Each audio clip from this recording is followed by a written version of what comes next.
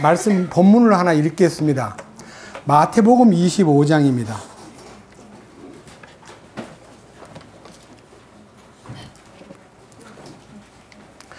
마태복음 25장 1절에서 13절까지 말씀을 읽겠습니다.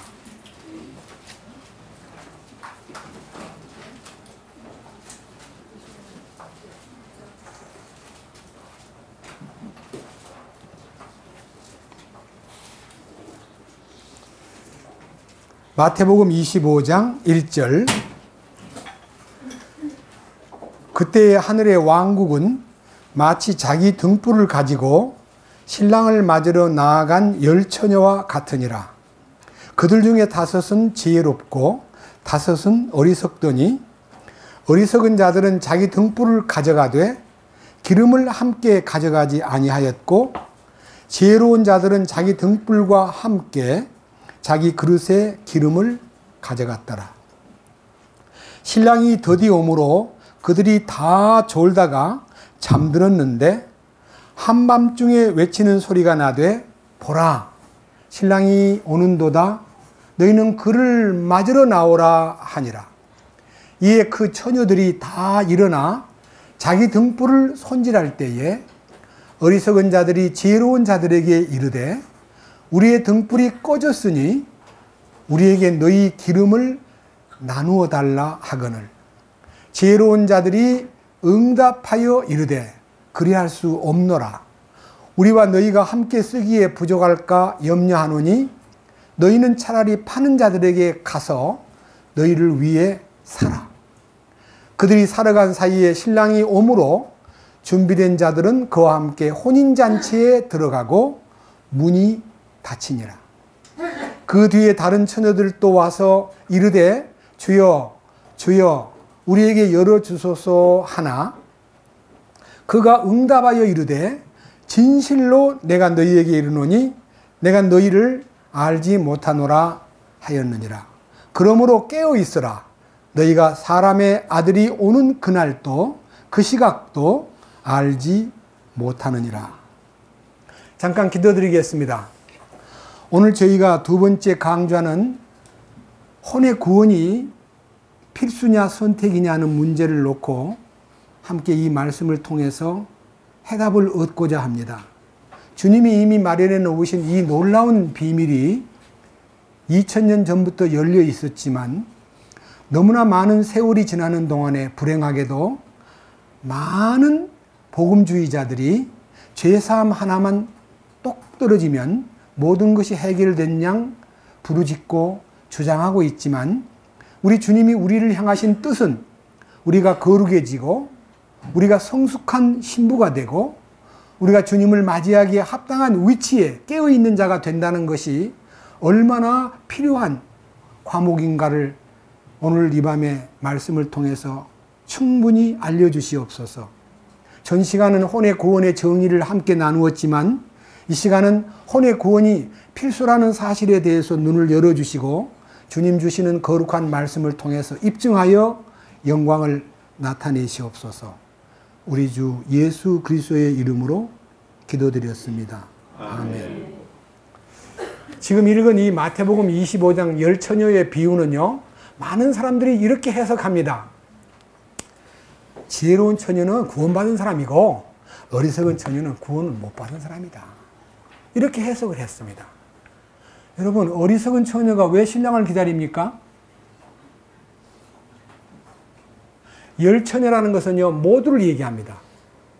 다섯과 다섯은요, 반반이라는 뜻이 아닙니다. 다섯은 하나님 주시는 책임을 다하라는 책임 숫자입니다. 그리고 조직 숫자입니다.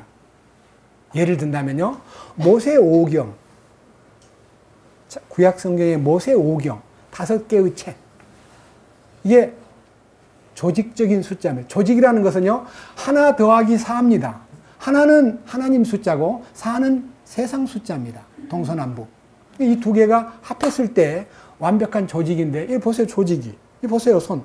몇 개씩이에요? 발가락은. 그리고 우리의 장은 몇 개예요? 5장. 그러니까 이 5라는 숫자는요, 오병이어, 오순절, 펜테코스트, 50일째. 그 다음에 다윗이 골리앗을 잡으러 갈 때 물맷돌 5개. 전부가 다, 그리고 욥, 시편, 잠언, 전도, 아가, 시가서 5권도 5권. 욥, 시편, 잠언, 전도, 아가, 시가서.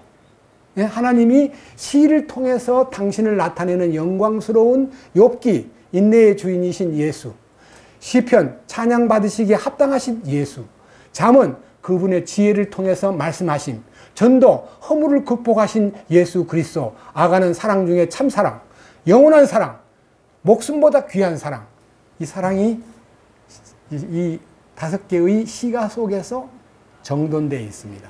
그런 의미에서요, 5명의 지혜로운 자와 5명의 어리석은 자는요, 숫자 얘기가 아니라 책임을 다하라는 뜻입니다. 그리고 그 속에 하나님의 섭리가 조직적으로 들어있다는 것을 말씀하기 때문에 반반이 지혜롭고 어리석은 게 아니라 하나님이 우리에게 책임을 요구하는데, 자, 여기요, 1절입니다. 그때에 하늘의 왕국은 마치 자기 등불을 가지고 신랑을 맞으러 나아간 열처녀와 같으니라. 피터 러크만이라든지 세대주의자들 중에서 생존해 있는 사람들 중에 어떤 분들은 이 열처녀 비유는 유대인 얘기야 하고 유대인에게 국한된 얘기를 말하는데, 그러면 하늘의 왕국이 유대인 겁니까? 유대인만 하늘의 왕국에 들어갑니까? 하늘의 왕국은요, 하나님의 통치 영역을 얘기하는데, 이 왕국에 대한 얘기를 잠깐 하겠습니다. 하나님의 왕국이 있고요, 하나님의 왕국이 있고 하늘의 왕국이 있습니다. 자, 하나님의 왕국과 하늘의 왕국의 차이점이 뭐냐? 하나님의 왕국은 영원 전부터 영원 후까지 모든 영역의 통괄적 통치권을 하나님 왕국이라 그럽니다. 이것은 세계를 하나님의 왕국이라고 부른다면요, 대한민국은 하늘의 왕국. 이 말은요, 한 부분인데 이 부분은 천년 왕국을 얘기하는 겁니다. 천년 왕국. 하늘의 왕국은요, 심령에 이루어진 하늘의 왕국과 그 다음에 천년 동안 받을 보상을 통괄적으로 말하기를, 요 하늘의 왕국은 하늘, 천, 나라, 국, 천국이라 그럽니다. 천국. 그 다음에 요 하나님의 왕국을 그냥 하나님 나라 혹은 하늘나라 이렇게 표현을 하는데, 이것은 하나님의 영원한 통치 영역을 얘기하기 때문에 창세 전부터 창세 후까지의 모든 통치권을 통칭하여 하나님의 왕국이라 그러고, 그리고 하늘의 왕국은 하나님께서 우리의 마음에 이루어지는 왕국과 천년 동안 보상받을 영광스러운 통치권에 우리를 유업을 준다는 얘기입니다. 지금 여기 열처녀 비유 중에서요, 잔치집에 들어갔다. 잔치집에 초대를, 신랑이 오므로 잔치를 하러 들어가는데, 지혜로운 처녀는 잔치집에 들어갔고 어리석은 처녀는 잔치집 문을 닫아버린 다음에 늦게 와가지고 문 열어주세요 그러니까 뭐라 그래요? 나는 너희를 도무지 알지 못한다. 문도 안 열어주는 거예요. 그러니까 잔치집에 들어오는 것을 허가하지 않는 거예요. 그 잔치집에 못 들어가는 게 뭐예요? 휴거를 못 한다는 뜻이에요. 7년 대환란이 지상에 벌어지고 7년 동안 거기서 뭐 해요? 잔치예요. 어린 양 혼인잔치. 신랑을 만나러 가는 거예요. 신랑을 못 만나는 사람이 이 땅에 남은다 이거예요. 여러분 이해하시겠습니까? 그 말은 하늘의 왕국에 들어간다는 말은 하나님이 그 마음속에 하나님이 인정하는 어떤 사실을 이루어지는데, 그 인정하는 사실이 딱 한 가지밖에 없어요. 기름을 예비했느냐 못했느냐에 운명이 갈라져 버려요. 그 기름을 예비하는 그릇이 뭡니까? 그릇이 2개가 있어요. 하나는 영이라는 그릇이 있고 하나는 혼이라는 그릇이 있어요. 영이라는 그릇에는요, 잠언 20장 27절에요. 사람의 영은 여호와의 등불이라. 사람의 깊은 속을 비추느니라. 그러니까 영이 처음에 등불이 켜질 때는요, 구원받을 때 영의 등불이 켜지는 거예요. 근데 이 등불이라는 게 기름을 통해서 켜지기 때문에 소진돼요, 안 돼요? 소진돼요. 그러니까 기름이 든 줄 알았는데 자고 있다가 눈을 떠가지고 불을 켜보니까 불이 꺼져버린 거예요. 기름이 없어. 그래서 친구 보고 야 나눠줄 수 없냐 하니까 안 된다. 사가지고 와라. 그래서 기름을 사러 간 동안에 신랑이 왔고 그 준비된 사람들은 신랑한테 잔치집에 들어가고 나중에 오는 사람은 못 들어오게 하는 거예요. 안 넣어주는 거예요. 안 넣어주는 사건이 있고 마태복음 22장에는 들어오긴 들어왔는데 예복을 입지 않은 사람을 쫓아내는 과정도 있어요. 그러니까 이제 오늘은요, 이 혼의 구원이 필수냐 아니면은 선택이냐 하는 문제를 놓고요, 저는 결론을 내리겠습니다. 필수입니다. 만약 필수적인 기름을 준비하지 아니한 사람으로 살다가 주님 만나면 주님이 그 혼인집에 안 넣어줍니다. 그러면 휴거가 안 되는 거예요. 혼인집에 못 가니까. 그리고 왕국의 상속도 제외됩니다. 자, 그런 문제에 대해서 이 성경을 통해서 읽어보겠습니다. 자, 3절, 이제 2절. 그들 중에 다섯은 지혜롭고 다섯은 어리석더니 어리석은 자들은 자기 등불을 가져가되 기름을 함께 가져가지 아니하였고, 그 다음에 4절. 지혜로운 자들은 자기 등불과 함께 자기 그릇에 기름을 가져갔더라. 여기에 지혜로운 자와 어리석은 자가 이게 쫙 갈라지는데, 지혜로운 자는 등불과 기름을 예비했다는 거하고, 어리석은 자는 기름을 예비하지 않은 채 등잔만 갖고 있다가 졸고 신랑이 더디 오기 때문에 다 졸다가 잠이 들었는데 한밤중에 신랑이 온다, 맞으러 나오라고 할 때에 7절에 보면 처녀들이 이제 등불을 손질하다 보니까 8절, 어리석은 자들이 지혜로운 자들에게 이르되 우리의 등불이 꺼졌으니, 옛날 성경에는 꺼져가니 그랬어요. 옛날 개역에는. 근데 꺼졌어요. 불이 안 오는 거예요. 우리에게 너희의 기름을 좀 나누어 달라 하거늘 지혜로운 자들이 응답하여 말하기를 할 수 없다. 우리와 너희가 쓰기가 부족할까 염려하노니 너희는 차라리 파는 자들에게 가서 너희를 위해 사라. 기름을 사가지고 준비해야 돼요. 그 말은 기름을 준비하는 데는 대가를 지불해야 된다, 그런 뜻입니다. 여러분, 기름이 준비되기 위해서는 대가를 지불해야 되는데 이 대가 지불을 내가 하느냐 주님이 해주시느냐에 따라서 운명이 딱 갈라져 버립니다. 미리 준비한 지혜로운 자들은요, 주님이 부어주신 기름이에요. 어디다가? 혼이라는 그릇에다가.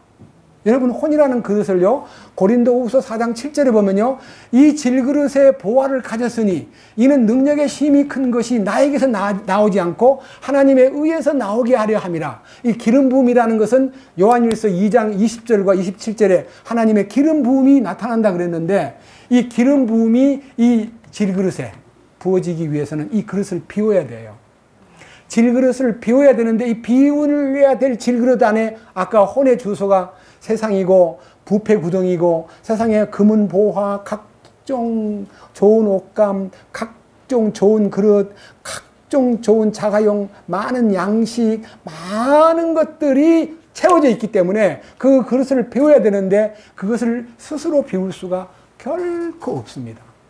성령 앞에 굴복하고 자기 자신을 부인할 때 아까 말한 베드로전서 1장 22절에 성령을 통해 진리에 순종함으로 너희 혼을 깨끗하게 하여라는 그 깨끗하게 하는 역사가 나타날 때 비워지는 거예요. 절대로 내 힘으로 나를 비울 수가 없습니다.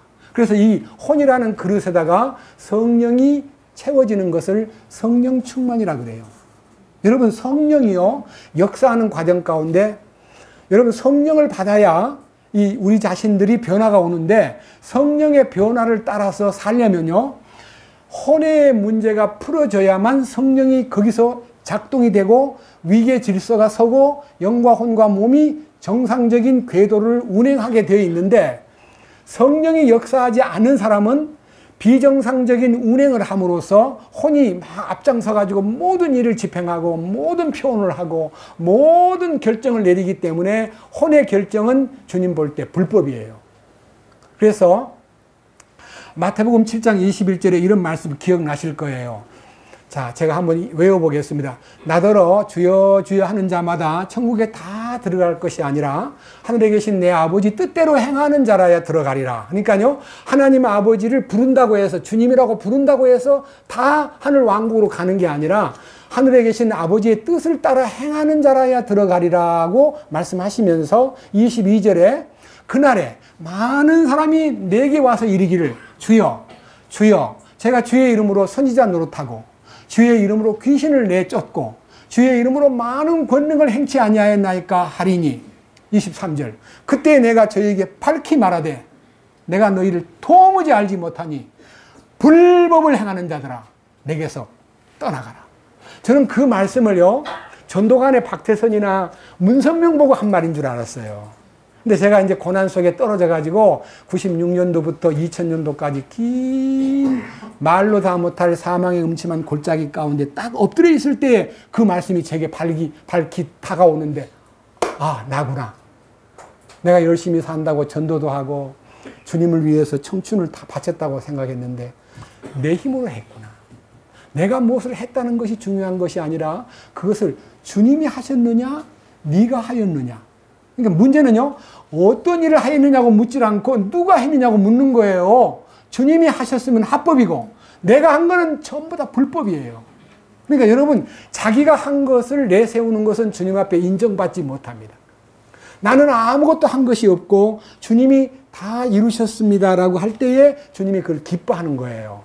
그래서 우리는요, 성경 전체에 성령을 쫓아 행하라. 예? 성령을 따르라. 성령께서 앞서 행하심을 따르라. 하나님께서 내게 행하신 기이한 행적을 찬양하라. 그분이 하신 일이 내게 나타날 때 그것이 하나님이 기뻐하는 일이 되는 거지, 얼마만큼 이 업적을 내세우는 것이 할 일이 아니고 주님이 내게 오셔서 당신이 하셨다는 것이 내게 확실하게 인정되고 밝혀져야만 그것이 합법이다 이거예요. 그래서 지금 여기에서 말하고 있는 이 그릇에 대한 얘기를 좀 이해하기 위해서 로마서 하나 보고 넘어갑시다. 로마서 9장입니다.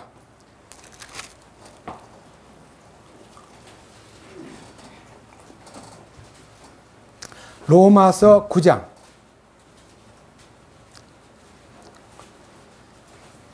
236페이지입니다. 토기장이가 같은 덩어리의 진흙으로 한 그릇을 만들어 존귀에 이르게 하고 다른 하나를 만들어 수치에 이르게 할 권한이 없겠느냐? 만일 하나님께서 자신의 진노를 보이고 자신의 권능을 알리기 위해 파멸시키기에 합당한 진노의 그릇들에게 심히 오래 참으심으로 인내하시고 이로써 영광에 이르도록 자신이 미리 예비한 긍휼의 그릇들에게 자신의 영광의 풍성함을 알리려 하셨을진데 무슨 말을 하리요?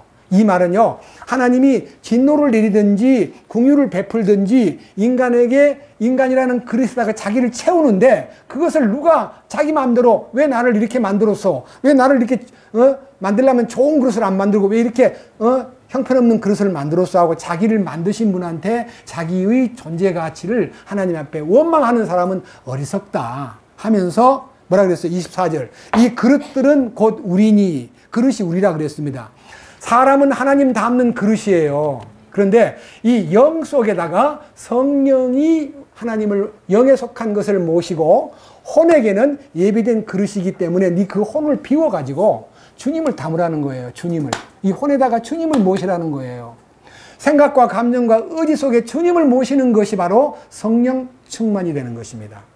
그래서 24절, 이 그릇들은 곧 우리니, 즉 그분께서 유대인들 중에서 뿐만 아니라 이방인들 중에서도 부르신 자들이니라. 이것은 그분께서 호세아의 글에서도 이르되 내가 내 백성이 아니던 자들을 내 백성이라 부르며 사랑받지 못하던 그녀를 사랑받는 자라 부르리라. 또 전에 그들에게 이르기를 너희는 내 백성이 아니라 한 그곳에서 곧 거기에서 그들이 살아계신 하나님의 아이들이라 불리리라 함과 같으니라. 이 말은요, 하나님이 진노를 내리든지 긍휼을 베풀든지 하나님 자신의 결정에 따르는데, 여기 위에 한번 보십시오. 18절. 그런즉 그분께서 긍휼을 베풀 자에게 긍휼을 베푸시고 또 강팍하게 할 자를 친히 강팍하게 하시느니라. 그러니까 하나님의 결정이 다 모든 것을 집행한다는 뜻인데, 우리가 그러니까 하나님의 운명이 결정되었기 때문에 나는 꼼짝없이 따라가야 되는가 이렇게 생각하는 것이 아니라, 하나님이 우리를 향해서 항상 자유의지를 주셨기 때문에 요한계시록 3장 20절에 내가 문 밖에서 두드리노니 누구든지 내 음성을 듣고 문을 열면 내가 그에게 들어가 그로 더불어 먹고 그는 나로 더불어 먹으리라고 하는 상호, 소위 말하는 주님이 원하시는 결정권, 의지의 결정권, 주님을 맞이하는 데 있어서 결정권을 인간에게도 주셨다. 인간을 로봇으로 만들지 않았다는 것입니다. 그렇다면 하나님께서 이 기름을 준비하는 과정에서 자신이 얼마만큼 간절한 마음으로 찾느냐 하는 것에 따라서 주님이 주시는 이 내용이 다른데, 우선 또 다음번 고린도후서 4장으로 갑니다. 고린도후서 4장 내용은요, 제가 7절을 물론 봐야 되겠지만요, 그 전제 조건이 1절부터 6절까지입니다. 예? 전제 조건이. 7절은 무슨 말이냐면요, 그러나 우리가 이 보배를 질그릇 안에 가지고 있나니라는 이 질그릇인 내가 보배이신 주님을 담은 걸 말하는데, 이게 바로 성령의 기름 부음에 관련된 얘기입니다. 성령이 내게 기름 부음을 따라서 하나님의 그 신성한 하늘에 속한 생명과 모든 축복을 이 그릇에다가 담으려면은 1절부터 6절까지 전제 조건이 꼭 통과돼야 될 과제입니다. 1절. 그러므로 우리가 긍휼을 받아 이 사역을 맡았은즉 낙심하지 아니하며 오히려 감추어둔 정직하지 못한 일들을 버리고 간교하게 걷지 아니하며 하나님의 말씀을 속임수로 다루지 아니하고 오직 진리를 드러내므로 하나님의 눈앞에서 각 사람의 양심에 우리 자신을 추천하노라. 이 말이 뭔 말인 거 아니에요? 신앙생활을 양심적으로 하라는 거예요. 자, 첫째. 자, 여기에요. 2절 보면요, 감추어둔 정직하지 못한 일을 버리라는 말은요, 자기만 아는 약점, 자기만 아는 죄성, 자기만 아는 나쁜 기질, 자기만 아는 아무도 모르고 나만 알고 있는 죄성에 대해서 하나님 앞에 진정으로 용서를 구하고 긍휼을 구하는 마음이 있어야 될 텐데, 이건 어쩔 수 없어. 난 타고난 거야. 난 죄를 지을 수밖에 없단 말이야. 이것만은 안 돼. 우리 아들이 어떤 경영자와 이제 합병을 해가지고 대학교 교수고 굉장히 유명한 교수인데요. 엄청나게 사람을 무시하고 성질을 딱 냈다가 어떤 대화 속에서 그 부분을 통과하고 하도 마음이 아파서 먼 척하고 돌아서 있으면 교수가 딱 오더니 아까 내가 너무 화를 냈지? 미안해. 이렇게 사과하면서요, 양심에 딱 바르게요, 다음부터는 안 그래야 할 텐데 한다는 소리가, 다음에 또 그럴지 몰라. 그러니까 자네가 나를 이해해 주게. 성질내게 만들어 놓고 미안하다 그래 놓고 그 다음에 또 안 해야 되는데 다음에 또 그럴지 모르니까 나는 어쩔 수 없는 사람이야. 내 소리를 좀 잘 이해해야 돼 하고 자꾸만 여운을 남기고 화나게 만들고 자꾸만 감추어진 자기의 개성에 대해서 이렇게 말합니다. 거기에 그 감추어둔 정직하지 못한 일을 버리지 않으면요, 간교한 인간이 되고, 간교하단 말은 이중인격자라는 뜻이에요.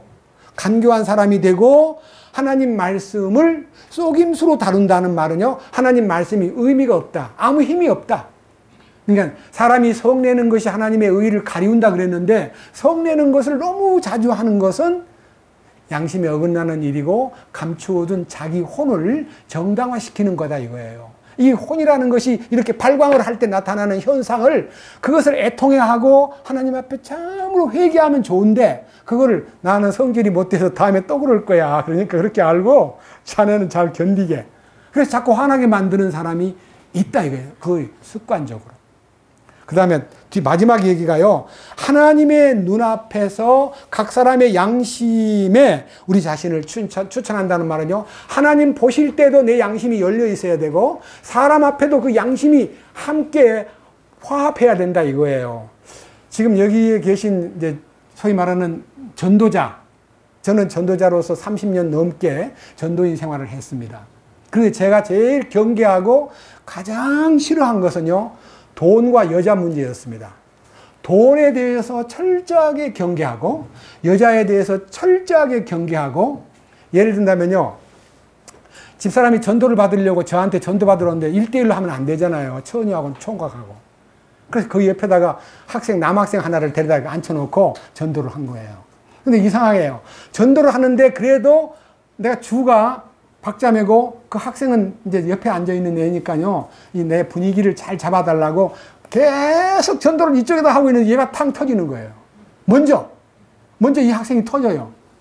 그러니까 이 학생이 터진 걸 보고 굉장히 마음이 다급해지고, 와, 쟤는 쟤한테 말도 안 하고 나한테만 얘기했는데 왜 내가 안 깨달아지고 자가 깨닫지? 하면서 매우 조심스럽게 말씀을 접근하고 해결이 된 걸 보았습니다.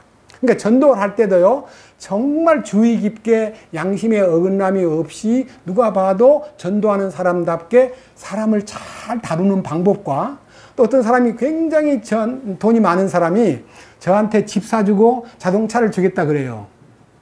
76년도, 77년도 일입니다. 근데 저는 아주 그때 어렵고 집이 없을 때입니다. 저는 거절했습니다. 자랑하는 게 아니고 제 양심에 지금 집이 필요하고 지금 차가 필요한 게 아니라 나는 주님으로 충만되고 싶어가지고 단순한 마음이지만 거절했습니다. 지방에 순회를 하면 돈을 막 줍니다. 절대로 그 돈을 제 인마이 포켓 안 하고요, 사무국에다 딱 보고하고, 나 이번에 가니까 50만 원 줍디다, 이번 집회 마치니까 100만 원 줍디다 하고 딱 제출했습니다. 그렇게 이 양심의 하나님 앞에서 내가 항상 지켜보고 계신다는 것을 의식하고 내 자신이 양심을 속이지 않고 하려고 노력했을 때에 주님이 그것을 의로 보시는 게 아니고 그 단순함과 정직함을 주님이 기뻐하시더라 이거예요. 예? 그 다음 보십시오. 고린도 후서 지금 읽었던 성경 4장 3절.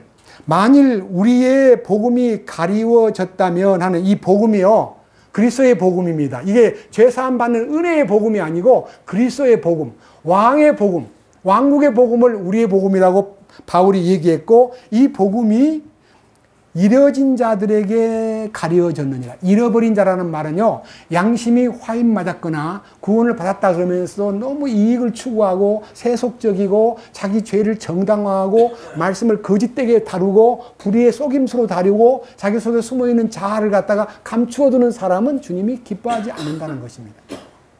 제가 지금 이런 얘기 하면은요, 특별히 복음을 전하던 여기 같이 앉아있는 형제님 한 분은요, 양심의 바른 소리를 따라서 움직였다고 하는 고백을 여러 번 들었습니다. 정말 절대로 양심에 어긋나는, 하나님이 혼의 문제가 해결되지 않았다 해도요, 양심을 따라 살고자 하는 간절한 갈망이 있어야 되는데, 제가 아까 얘기한 가운데 이 양심의 기능은 영의 기능 중에 한 부분입니다. 영의 기능 가운데서요, 양심의 기능하고 그 다음에 직관력, 하나님께서 주시는 그 일에 대해서 매우 세밀하게 나타나는 하나님의 공급에 대해서 이게 센서예요. 센서. 그리고 제일 중요한 것은요, 하나님께서 이 영에게 나타내고자 하시는 세 가지 참뜻을 그대로 받아들여야 됩니다. 지인과 선과 미입니다. 하나님이 참과 그분의 선과 그분의 아름다움을 이 영에다가 구현시키려고 그러는데, 우리는 하나님의 영이, 악령이 나타나가지고 우리를 지인 대신 거짓으로, 선 대신 악으로, 이 미 대신 더러움, 추악함으로 우리를 완전히 바꿔놨기 때문에 성령이 이 영에게 나타내서 하나님께서 이 양심의 기능을 통해서 참을 추구하고 그 다음에 선을 추구하고 하나님이 보시기에 좋았다라는 것을 추구하는 인격으로 바꾸기 위한 하나님의 공급이 영의 기능이다 이 말입니다. 그런데 아까 말한 대로 악령이 들어와가지고, 이 영이 죽어있는 사이에 악령이 들어와가지고 이 악령이 우리를 거짓과 타협하고 악에게 물들어 있고 그 다음에 더러운 것을, 입도 더럽고 말도 더럽고 행동도 더럽고 지저분하고 이렇게 우리를 형편없는 인간으로 만들어서 이것들이 전부 다가 부패의 구덩이에서 존재하는, 부패의 구덩이에서 이 혼이 여기에서 그냥 함께 헤엄치고 다니는 삶을 만든 것이 이 그리스도의 영광의 복음을 비치지 못하게 만드는 커다란 원인이다 이거예요. 적어도 구원을 받았는데 내가 왜 이 모양이냐? 왜 내가 이렇게 죄를 짓냐? 내가 왜 이렇게 못된 이 성질을 부리고 있냐? 내가 왜 이렇게 거짓말을 해야 되느냐? 내가 이익을 얻기 위해서 내가 이렇게 양심을 속여서 되겠느냐 하고 고민하는 간절한 마음이 있어야만 혼의 구원을 받는 거예요.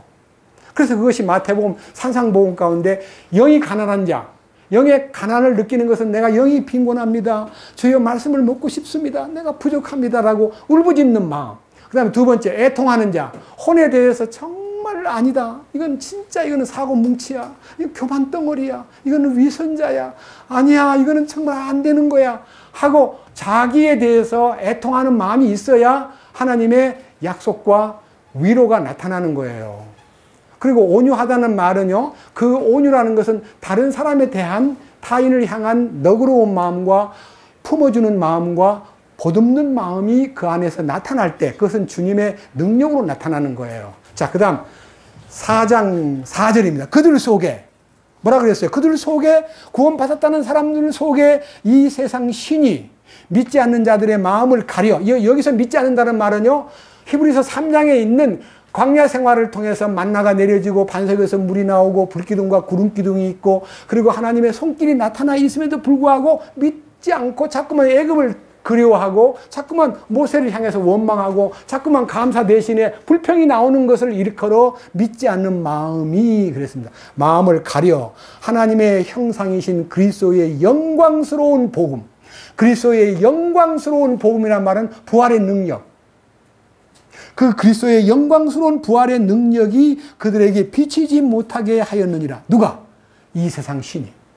그러니까 이 세상 신은요, 우리를 현혹해가지고 자꾸만 거짓과 악에 타협하고 자꾸만 더러운 것에 눈을 돌릴 수밖에 없도록 만드는 그런 세상 신이 우리를 물질을 가지고 세상에 유혹을 해서 자꾸만 우리를 죄악 가운데로 몰아가는 이런 일들을 하기 때문에 그것을 아니라고 브레이크를 걸 수 있는 양심이 살아있어야, 이 영의 기능이 살아있어야 하나님께서 주시는 놀라운 영광스러운 복음의 광채가 비치도록 이끄신다 그 말입니다.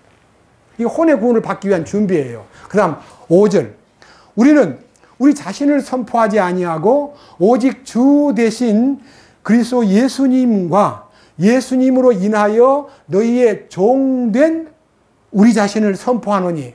이 말이 무슨 말이냐면요, 저도 과거에 모르고 그렇게 이 말씀을 몰랐을 때 강단에 서면 자꾸 저를 자랑하는 거예요. 제가 뭐 똑똑한 척, 뭐 고생도 많이 했지만 정직하게 살아온 척, 제가 집안을 쫙 다스린 척, 제가 뭐 공부를 열심히 한 것처럼, 제가 아주 머리가 좋은 것처럼 남들한테 자꾸 저를 피하라는 거예요. 저를 나타내려고 노력하는 거예요. 근데 이 진리를 알고 나니까 그것이 얼마나 부끄러워요. 예? 거짓과 악에 물들고 추악한 더러운 존재를 뭐를 자랑한다는 거예요. 어디다 내세워요. 참되고 선하시고 아름다우신 주님만 내세우고 주님만 자랑해야 되는데 왜 나를 자랑합니까? 자기 자랑하는 사람, 지금도 만약 구원받은 간증을 하라 그러면 자꾸 옛날에 뭐 자기가 잘한 거 뭐 괜찮게 행동한 거 자꾸 내세우면요, 아직도 그는 주님 앞에 혼이 꺾이지 않았다는 증거예요. 자기 자랑하는 거 주의해야 돼요. 밑에 보십시오. 6절, 빛에게 명령하사 어둠 속에서 빛을 비추게 하신 하나님께서 우리 마음의 빛을 비추사 예수 그리스도의 얼굴에 있는 하나님의 영광을 아는 빛을 주셨느니라. 예수 그리스도의 얼굴에 있는 하나님의 영광이 뭐예요? 이게 창세기 32장에 브니엘의 경험을 한 야곱의 경험. 야곱이요, 야복강 나루터에서 식구들을 다 건너고 혼자 남아가지고 하나님 정말 두렵습니다. 내 선물도 보내고 우리 형하고 화해를 하고 싶은데 형이 너무 무섭습니다.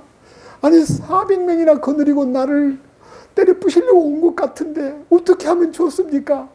막 기도하다가 천사가 나타났어요. 천사를 딱 붙잡자마자 책임을 지고 나를 보장해 주세요. 나는 절대로 당신을 놓치지 않겠습니다 하고 막 붙잡으니까요, 놓아라. 새벽에 내가 놓아라. 안 놓으니까 그냥 이 환도를 때려가지고 땅에 쓰러졌습니다. 그 순간 그에게 묻습니다. 내 이름이 무엇이냐? 야곱입니다. 야곱이 뭐예요? 간사한 자, 속이는 자, 사기꾼. 이거 이름을 그렇게 지어요? 참. 이름이 어떻게 그래요?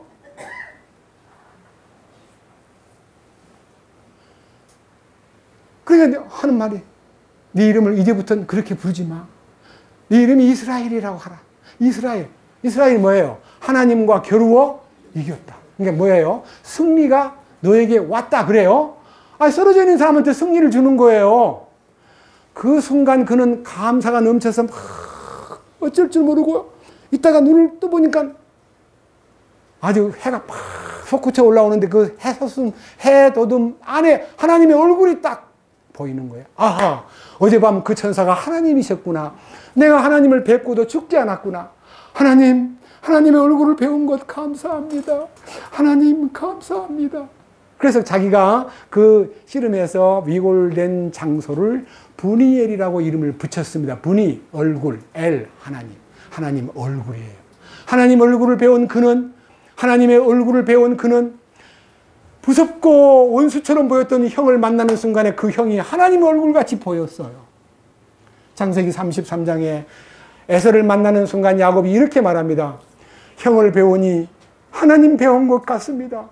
형의 얼굴을 보니까 하나님 같습니다. 저는요, 이 혼의 복음을 깨닫기 전에는 30년 넘도록요, 그 창세기에 제 성경책에다가 캐션 마크를 딱 달아가지고 야곱이 하도 급하니까 아부를 했구나 이렇게 써놨어요. 하나님 얼굴 같다고 아부하니까 형님이 좋아가지고 그래 그런 줄 그렇게 알았어요. 그랬는데 그 간증이요, 여러분 원수가 하나님같이 보여버리면 해결돼요 안 돼요? 해결되잖아요. 아니 내가 미워하던 어떤 사람이 하나님같이 보여버리면 문제가 풀어져 버리잖아요. 야곱이 하나님을 뵙고 풀어진 것이 그에게 간증으로 나타나는 순간 그도 풀어져 버리는 거예요. 에서가 풀려버린 거예요. 더 많이 울고 더 많이 껴안고 야곱아 무슨 선물을 보낼 게 있느냐. 나도 있다. 그거 다 가져가라. 아닙니다. 형님 제 정성을 받아주십시오. 그리고 내가 너희들 식구들을 인솔해서 네가 가야 할 곳으로 정착할 곳으로 데려가마 그랬을 때 그는 하나님의 인도를 구했기 때문에요. 형님 죄송합니다. 우리 식구들은 어린애도 많고 새끼도 많이 낳아가지고 짐승들이 많이 이렇게 쉬엄쉬엄 가야 되기 때문에 형님을 따라가기는 너무 벅차니까 형님 먼저 가세요. 그러니까 그 형님이 가만히 오다 보니까 요 야곱의 그 재산 규모와 부인이 4명이에요. 아들, 딸이 아들 12명에 딸 하나 있었어요. 딸까지. 이사를 가야겠다. 그래서 이 에서가요, 이사를 가고 한 곳이 어디냐면요, 시나이 반도 남부에 살던 사람이요, 동생을 땅을 넓혀주려고 건너편 소위 말하는 사우디 쪽으로 이사를 갔어요. 제가 역사책을 보니까요, 형이 이주를 해가지고 사실은 사우디아라비아의 원조상이요, 에서와 이스마엘입니다.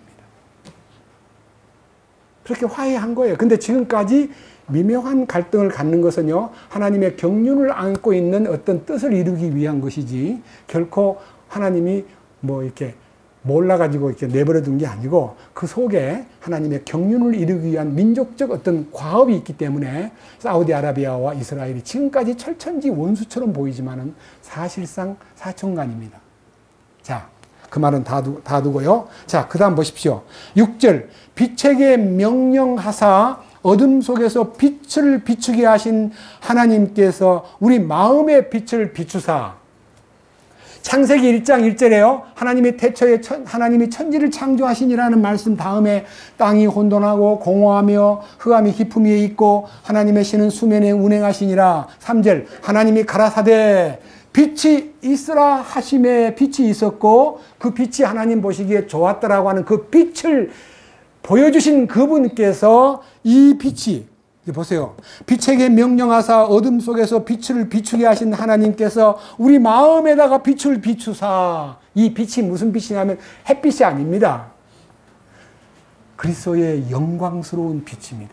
그 빛이요, 저는 이 빛이 이사야 60장에서 제가 이제 죽음의 깊이 십자가에 이제 함께 죽었다는 사실을 갈라디아 2장 20절로 깨닫고 난 다음에 죽음 속에 깊이 묻혀 있었어요.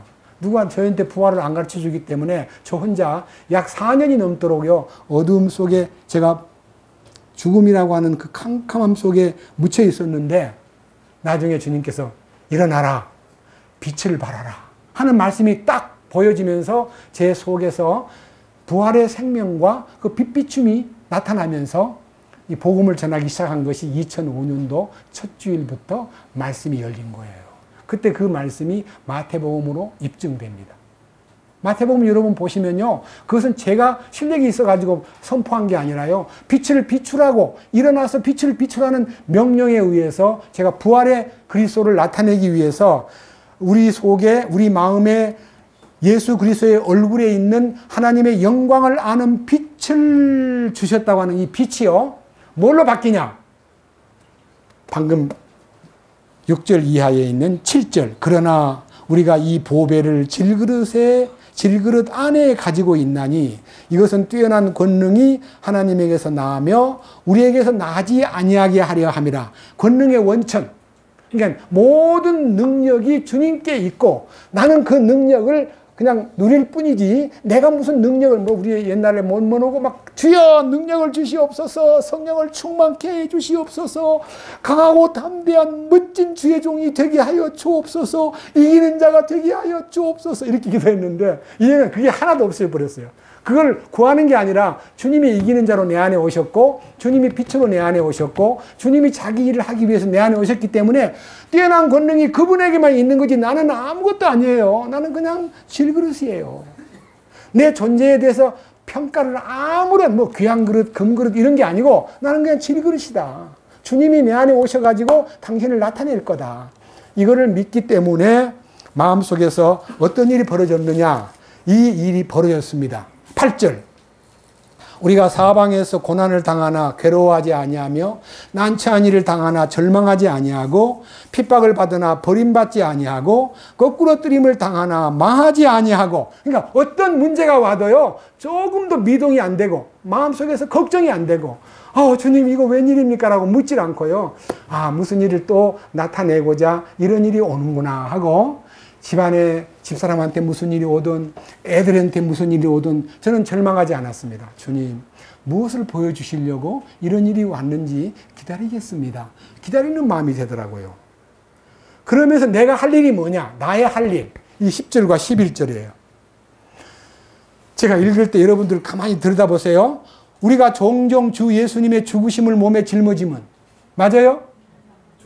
항상. 종종 해야 돼요? 항상 해야 돼요? 우리는 종종 하거든요. 종종 해요. 매일 항상 죽음에 넘기지 않고요, 잘 버티고 살다가 어려울 때만 죽음에 들어가고 기분 좋을 때는 내가 막 살아버리는 거예요.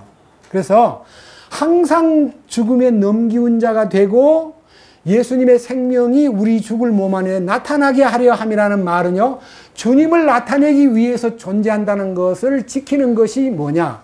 십자가에 연합된 것만 갖고는 안 됩니다. 매일 날마다 십자가를 지고 가야 됩니다. 항상 십자가 안에 있어야 됩니다.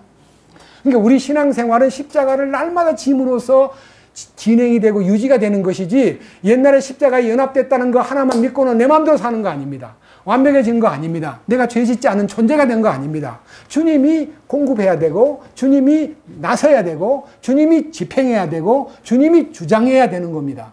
그러기 위해서 나는 날마다 항상 주님의 죽으심을 몸에 짊어진 십자가를 진 자가 되어야 됩니다. 11절. 살아있는 우리가 예수님으로 인하여 항상 죽음에 넘겨짐은 예수님의 생명 또한 우리 죽을 육체 안에 나타나게 하려 함이라. 그래서 주님을 나타내는 것이 우리의 과제요, 신앙생활이기 때문에 이것이 자기 안에 이루어지려면요, 아까 말한 대로 기름이 예비된 사람으로 살아야 됩니다. 혼에게 기름 부음이 있어야 그 기름 부음이 그 자를 이렇게 주님 안으로 계속 이끌어가는 것이지, 혼에게 기름 부음이 충만하지 아니하면요, 그는 변덕이 일어나고 시행착오가 일어나고 자기가 자꾸 나타나고 자꾸만 자기의 성격이 또 드러남으로써 실패를 반복하는 이상한 괴물이 되는 것입니다. 십자가를 통과한 괴물이 되어서는 안 됩니다. 진정으로 주님이 주시는 그 놀라운 능력이 나의 죽을 육체 안에 나타나기 위해서는요, 아까 말한 대로 신실하고 지혜로운 종이 돼야 되는데, 여기에 큰 과제가, 키포인트가 있습니다. 자, 마태복음 25장 9절. 지혜로운 자들이 응답하여 이르되 그리할 수 없노라. 우리와 너희가 함께 쓰기에 부족할까 염려하노니 너희는 차라리 파는 자들에게 가서 너희를 위해 사라. 그들이 살아간 사이에 신랑이 오므로 준비된 자들은 그와 함께 혼인잔치에 들어가고 문은 닫히니라. 그 뒤에 다른 처녀들도 와서 이르되 주여 주여 우리에게 열어주소서 하나. 그가 응답하여 이르되 진실로 내가 너희에게 이르노니 내가 너희를 알지 못하노라 하였느니라. 여기서 말하는 얘기는요, 미련한 처녀가 나중에 기름을 준비하고 가가지고 문을 두드리는데 안 열어주는 것은요, 원인이 지금 기름 때문에 일어난 사건 같이 보이지만요, 실제로는 그 밑에 있는 답이, 밑에 보십시오. 13절. 그러므로 뭐라 그랬습니까? 깨어있음의 반대는 뭡니까? 자고 있는 거죠. 그러면 깨어있지 못하면은 신랑을 만날 수가 없습니다. 혼인잔치에 들어가지 못합니다. 깨어있지 못하면 문제가 생깁니다. 성경에서 깨어있는 게 뭐냐, 어떻게 하는 것이 깨어있느냐. 자, 이 전제 조건 중에서요, 자, 앞에 한번 봅시다. 마태복음 24장, 지금 보았던 성경의 바로 앞부분에 36절부터 봅니다. 내용을 한번 가만히 들어보세요. 36절. 그러나 그날과 그 시각은 결코 아무도 알지 못하나니 하늘의 천사들도 알지 못하고 오직 내 아버지만 아시느니라. 오직 노아의 날들과 같이 사람의 아들이 오는 것도 그러하리라.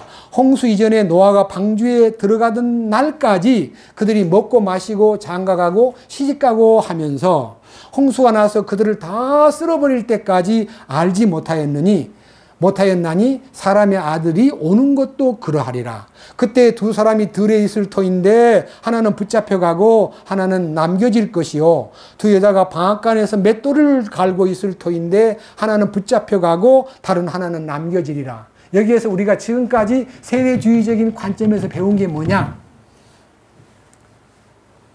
두 남자가 들에서 일하고 있을 때에 하나는 붙잡혀 갔다는 말은 우리가 생각할 때 약간 좀 이상하게 느낀지 몰라도 옛날 번역에는 데려감을 당하고, 그 다음에 다른 하나는 남겨질 것이요 하며, 다른 하나는 뭐라 그랬어요? 데려감을 당하고 버려둠을 당한다. 버려진다. 예? 그러니까요, 데려감을 당하고 붙잡혀 갔다는 말은요, 이 용어가 고린도전서 15장에 있는데, 붙잡혀 간다는 말은 낚아채 간다는 뜻이에요. 낚아채 간다는 말은 이 지상에서 아무도 이해하지 못할 사건이 벌어지는데 구원받은 성도들을 변화시켜가지고 데리고 가는 것을 붙잡혀 간다는 말로 표현했고, 남겨진 자는 우리가 그동안에 구원을 안 받은 사람은 남겨진다. 구원받은 사람은 데려가고 구원 안 받은 사람은 남겨진다. 이렇게 배웠죠? 근데 잘못된 겁니다. 왜 그러냐? 밑에 보십시오. 42절. 그러므로 뭐하라? 깨어있으라. 그 다음에 어느 시각에 너희 주가 복수지요. 예? 데려감을 당한 자든 남겨짐을 당한 자든 너희 주예요. 너희 주. 미련한 처녀든 지혜로운 처녀든 너희 주예요. 그러니까 너희 주가 어느 시간에 올지 알지 못한다 하는 이 얘기가 여기에서 딱 지혜로운 자와 어리석은 자가 갈라지듯이, 붙잡혀간 자, 데려감을 당한 자와 남겨진 자가 구원을 받지 않았기 때문에 남겨진 게 아니고, 구원을 받았다고 해도 주님이 깨어있지 않기 때문에 남겨준 거예요. 그 깨어있음이 뭐냐? 여러분들이 깨어있음에 대해서 눈을 떠야 됩니다. 뭐가 깨어있는 거냐? 여기에 대해서 성경의 해설을 한번 들어보십시다. 자, 43절. 그러나 이것을 알라. 만일 집주인이 도둑이 어느 경점에 올 줄 알았더라면 깨어 있어 자기 집이 뚫리지 않게 하였으리라.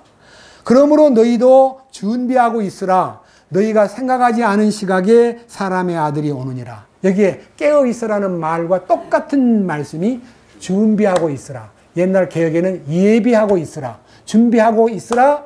깨어 있으라는 이 말이요. 뭐가 준비된 생활이고 뭐가 깨어 있는 생활인가에 대한 내용은요. 45절에서 51절에 딱 구분을 지어놨습니다. 자, 깨어있음과 준비됨의 삶과 깨어있지 못함과 준비되지 못한 삶에 대한 가름마가 딱 터져 있는데, 첫 번째 45절 그런즉 자기 주인으로부터 그의 집안 사람들을 넘겨받아 다스리며 제때에 그들에게 양식을 나누어 줄 신실하고 지혜로운 종이 누구냐. 그의 주인이 올 때에 그가 그렇게 하는 것을 보면 그 종이 복이 있도다. 진실로 내가 너희에게 이르노니 주인이 그를 자기의 모든 재산을 맡을 치리자로 삼으리라.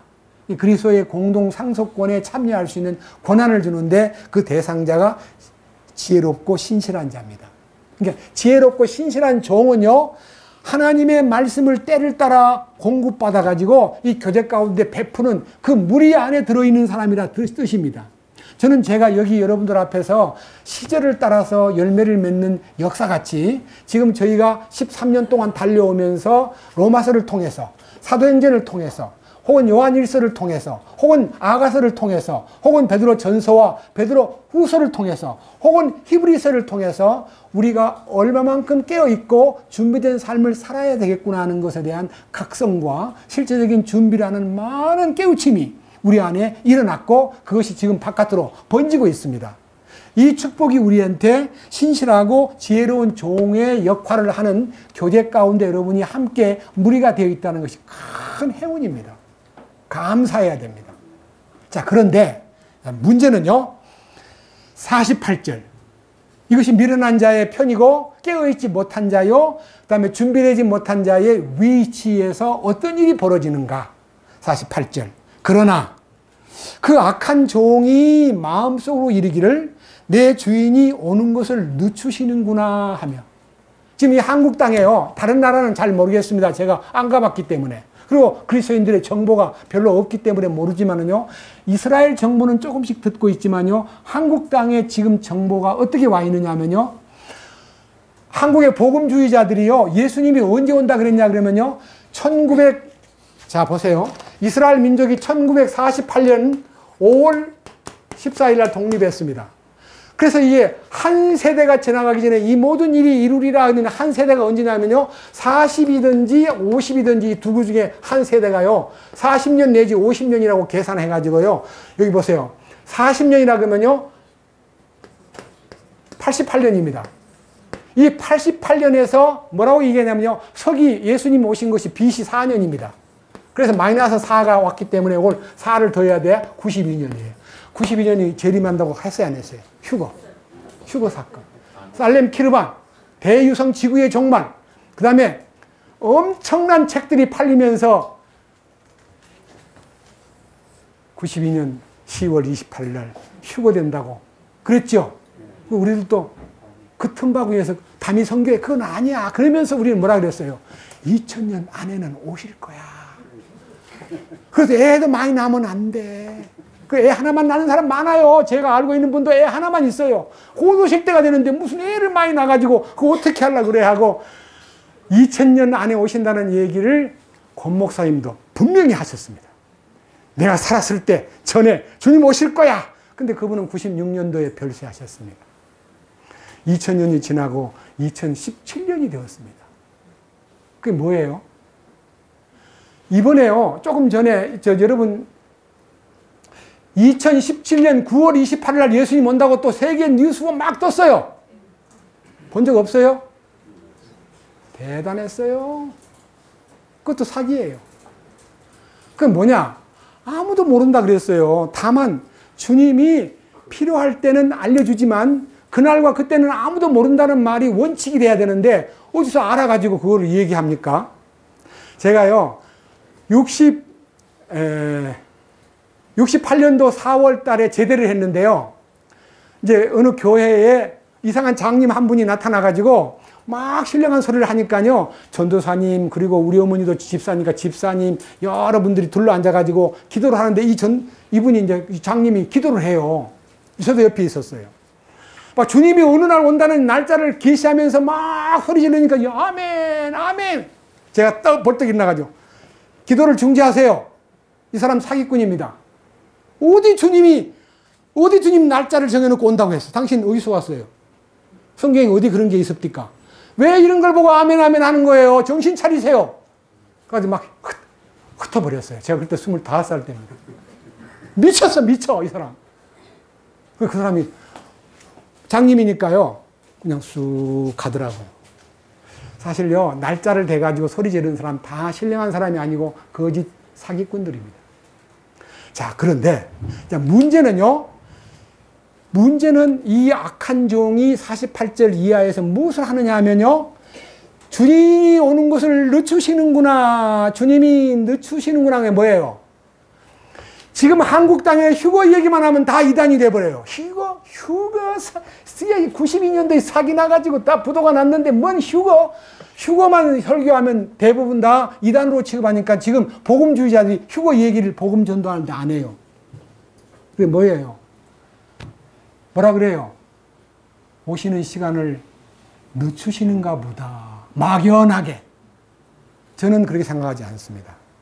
항상 깨어있고 준비된 생활을 하면요. 절대로 김정은이가 핵폭탄 던진다? 너요. 아니에요. 데살로니가 후서 2장에 약속하셨습니다.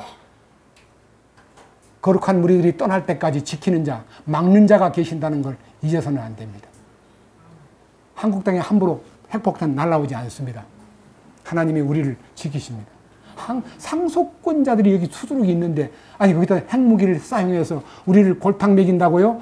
떨어지면 서울 시민 300만 명이 죽는데요. 그런 사건이 난다는 가상하에 벌벌 떨고 있어요. 아닙니다. 밑에 보십시오. 49절 뭐라 그랬습니까? 내 주인이 오는 것을 늦추시는구나 하면서 자기 동료 종들을 때리고, 동료 종 중에 누가 있습니까? 이 악한 종 주변에 누가 있습니까? 위에 신실하고 지혜로운 종이 있습니다. 주님 말씀 안에 거하는 사람들을 핍박하고 때린다는 말은 공격한다는 뜻이에요. 공격, 구박하고 공격한다. 보셨잖아요. 9월 2일 날 광고에 막 혼외구원 얘기하는 사람 다 이단이니까 광고에 신고하고 사무국에도 알리고, 그리고 우리는 대책을 세웁시다. 동료 종들을 때리고 그 다음에 뭐예요? 술 취한 자들과 함께 먹고 마시기 시작하면, 술 취한 자가 누구예요? 세상에 취해 있는 거예요. 우리는 세상에서 벗어나야 돼요. 그래서 깨어있는 자가 어떤 사람인가에 대해서는요, 혼의 구원을 받은 사람만 깨어있게 됩니다. 그거는 좀 이따 얘기해 주죠. 여기 보세요. 그 다음 50절 그가 그를 기다리지 않는 날 그가 알지 못하는 시각에 종의 주인이 와서 주님 오시는 것을 깜빡 놓쳐버리고, 51절 그를 잘라내고, 잘라내는 게 뭐예요? 예? 하나님이 합격 점수가 있어요. 합격 점수. 카트라인이 있다 이 말이에요. 여기 카트라인이에요. 요 밑에가 컷이죠? 네? 잘라내는 컷이에요. 커팅. 뭐냐? 하나님이 정한 기준에 깨어있는 자만 데려가고요. 깨어있지 못한 잠자는 자는 잘라내. 그 잘라내는 것만 아니고 뭐라 그랬어요? 위선자들과 함께 할 그의 몫을 그에게 지정하리니 거기서 슬피 울며 이를 갈미 있으리라. 거기가 어딜까요? 바깥 어두운 곳입니다. 바깥이 어디예요? 안은 어디예요? 예? 왕국 안에. 왕국 바깥에. 자, 그럼 여기 계신 여러분들이 깨어있는 것에 대한 성경적인 정의를 대면요, 혼의 구원을 받지 못하면 절대로 안 되겠구나. 딱 열려 있습니다. 로마서 13장. 로마서 13장.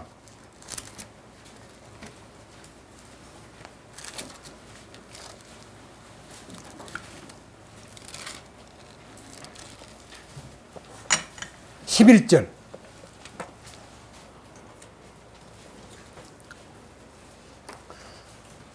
(241페이지)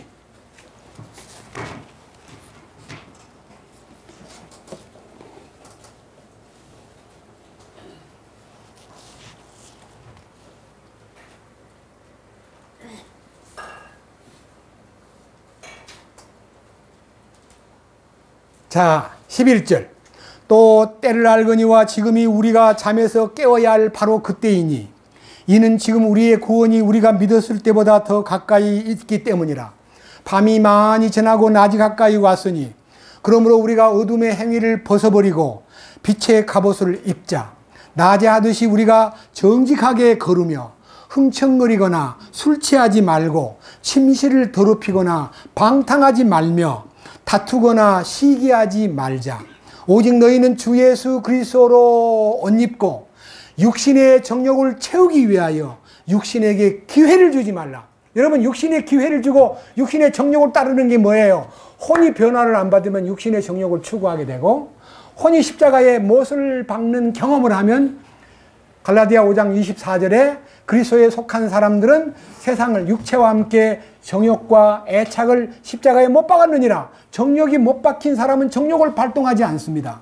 그 중에서 여기 정욕이 뭐냐 하면요, 첫째, 정직하지 못한 거. 둘째, 흥청망청 되는 거. 술 취하는 거. 침실을 더럽히는 거. 사랑하는 자기 아내를 두고 다른 여자와 관계를 맺고 집에 들어와 가지고 부끄럽게 부인을 취하는 행동을 침실을 더럽히는 거라 그랬습니다. 여러분, 이 침실을 더럽히는 이 시대의 양상이요, 초등학교 5학년이 9살 먹은 애를 건듭니다. 이게 이 오늘날 우리 시대입니다. 소돔 고모라가 딴 동네에 있는 게 아니라 인터넷 속에 들어있고 이 핸드폰 속에 들어있고요, 소돔 고모라가 이 속에 두들기면 소돔 고모라가 등장합니다. 거기에 애가 매료되고 빠지면요 미쳐버리고, 애들도 이 성에 대한 이해가 너무 빨라져 가지고 이 사회가 완전히 비뚤어져 있습니다. 그게 이제 침실을 더럽히는 행동을 하는 거예요. 뿐만 아니라 여기에 방탕하지 말며 다투지 말며 시기하지 말아라. 그 다음에 육신의 정욕을 채우기 위하여 육신에게 기회를 주지 말아라. 육신에게 기회를 준다는 말은 육신을 어떻게 즐길까, 어떻게 재미있게 살까, 어떻게 맛있는 음식을 먹을까, 어떻게 하면 좀 더 쾌락을 취할까 하는 이 성 문제가 상업화되고 쾌락의 도구로 사용되고 있는 이때가 주님 오실 때 있어서 가장 위급한 마지막 징조입니다. 말세에 고통하는 때가 이르르니 사람들이 자기를 사랑하며 돈을 사랑하며 쾌락을 사랑하기를 하나님 사랑하는 것보다 더하며, 하나님께 경건의 모양은 있으나 하나님의 성품의 모양만 갖추고 그 능력을 부인하는 자들에게서 돌아서라. 이 때가요, 깰 때가 언제냐면요, 이런 혼의 욕구를 추구하는 삶이 바로 잠들어 있는 모습이고 세상에 빠져 있는 모습인데, 한 절만 더 보겠습니다. 에베소서 4장입니다. 에베소서 4장 17절 293페이지입니다. 그러므로 내가 이것을 말하며 주 안에서 증거하노니 이제부터 너희는 다른 이방인들이 그들의 헛된 생각 속에서 걷는 것 같이 걷지 말라. 이것은요, 생각이 바뀌지 않으면요 하나님 앞에 바로 설 수가 없습니다. 생각은 혼의 기능의 첫 번째 사고입니다. 생각을 바꾸라는 거예요. 첫째. 두 번째 18절, 그들이 지각이 어두워졌으며 그들 속에 있는 무지함과 그들 마음의 눈먼 것으로 인하여 하나님의 생명에서 떨어져 있도다. 그들이 감각을 지나쳐 자기를 세욕에 내주고, 이 세욕이라는 단어가 아까 말한 대로 성에 너무 집착하는 그런 성질들이 아직도 우리 안에 남아있기 때문에 세욕에 집착하고 탐욕을 내어 부정한 것을 행하며 그렇게 살아가는 모습들이 십자가를 통해 통과했다는 사람들에게 이렇게 말합니다. 20절, 너희는 그리스도를 그렇게 배우지 아니하였느니라. 네가 정말 그리스도의 왕되심과 그분 안에 있다는 것을 알고 깨어있는 사람일진데 어떻게 그 육신의 이 정욕을 따라 살겠느냐. 예, 육신의 정욕을 추구하는 것이 어둠에 있는 것이고요, 육신에게서 분리돼 가지고 주님을 추구하고 주님만 높이는 것이 깨어 있는 겁니다. 그것이 마음에서 확실히 일어날 때에 자기 주변의 취미, 운동, 세상 친구, 여러 가지 취향, 좋아하는 많은 어떤 활동에서요, 성령이 제한을 해요. 더 이상 너 거기 가면 안 돼. 너 왜 이렇게 쾌락을 추구하니? 너 뭐가 부족하니? 나 말고 또 뭐 있니? 자꾸만 멀어져 버립니다. 저는 세상의 친구들과 나름대로의 운동, 나름대로 여러 가지 취미 많이 중단돼 버렸습니다. 아니, 거의 중단돼 버렸습니다.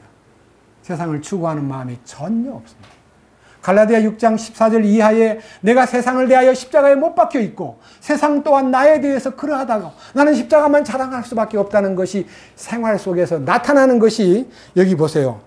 21절 진리가 예수님 안에 있는 것 같이 너희가 그분의 말씀을 듣고 그분에게서 가르침을 받았을진데 성령이 내 안에 거하여 너를 지도하고 인도한다면 뭐라 그랬어요? 이전 행실에 관하여는 너희가 썩이는 것으로 가득한 욕심들에 따라 부패한 옛사람을 벗어버리고, 여기 벗어버릴 것이 아니고요, 벗어버린 것이에요. 시제가 벗어버린 거예요. 그리고 가르침을 받았습니다. 너희의 생각의 영 속에, 생각의 영이 뭡니까? 성령이 생각을 지배하게 되므로 새롭게 되고 너희가 하나님을 따라 의와 참된 거룩함으로 창조된 새 사람을 입은 것을 가르침을 받았으니 첫째는 거짓말을 버리고 이웃과 더불어 진리를 말하며 서로가 지체됨을 깨닫고 26절에 화를 내서는 안 됩니다. 진노해도 안 됩니다. 마귀에게 틈을 주어도 안 됩니다. 더 이상 도둑질할 생각을 말아야 됩니다. 그리고 29절에 더 이상 부패한 대화는 결단코 입 밖으로 내서는 아니 됩니다. 그리고 오직 다른 사람을 세워주는 일에 관심을 갖고 주님이 기뻐하는 성령의 은혜를 끼치는 말만 하라. 이게 이제 변화된 인격으로서 깨어있는 자입니다. 깨어있는 자와 깨어있지 못한 자의 차이가, 준비된 자와 준비되지 못한 자의 차이가 있듯이 이 혼의 구원은 필수입니다. 필수. 절대로 되면 좋고 안 되면 그만이 아닙니다. 반드시 통과해야 됩니다.